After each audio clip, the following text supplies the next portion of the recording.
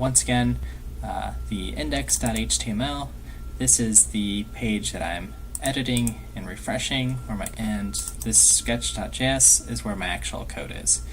So let's actually open this up with a tool like gedit and see what's going on here.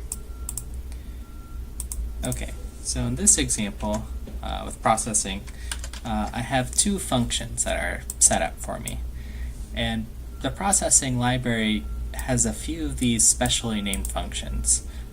Setup, for instance, is called when the program starts.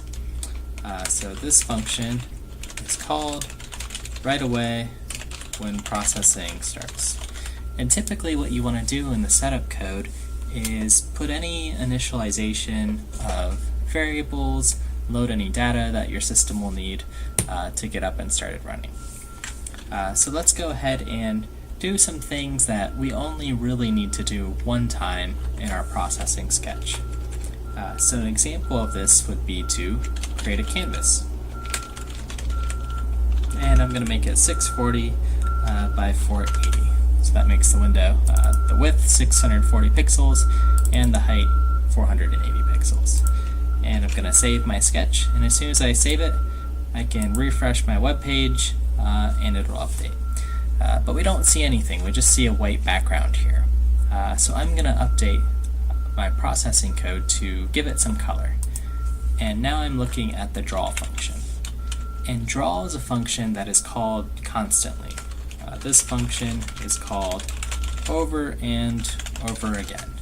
So it's repeatedly drawing some images, shapes, or whatever pixels to the screen that you're rendering.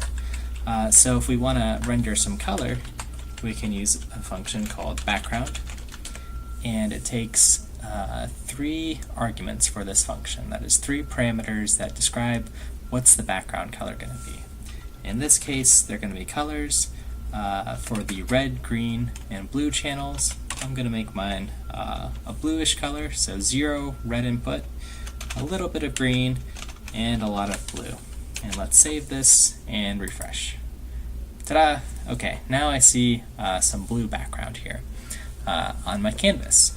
And it's going to repeatedly draw this blue background because in my draw function at the very top I said the background is going to be 155 by 255. And it's repeatedly refreshing this screen when it does that. That means it's clearing away all the old contents and putting in new ones. So to really demonstrate that, let's draw a shape here. I'm going to draw a rectangle, and it takes as 2 arguments an x and a y position, which I'm going to set to my mouse x, and mouse y. Okay, these are functions that are specially built into processing that repeatedly record the position of my mouse wherever it is. And the size of that rectangle, say 40 by 40. Save my sketch, refresh my page, and we'll see this rectangle is following along my mouse coordinates.